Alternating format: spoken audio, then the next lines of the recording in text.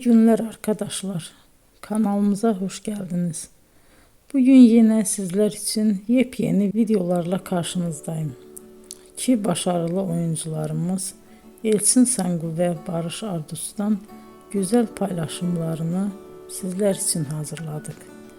Elçin Sangu, Sevdim Alabora, Yalancı ve Mumları, Kiralık Aşk, İyi Günde Kötü Günde bu dizilerde rol almış ve herkes tarafından çok beğenilmiştir. Biz de Elçin Sangu ve Barış Ardus'tan en güzel sempatik fotolarını sizler için hazırladık. Bu karelerin devamını istiyorsanızsa emeğe saygı olarak kanalımıza abone olup yorum yazmayı unutmayın arkadaşlar. Teşekkür ederim.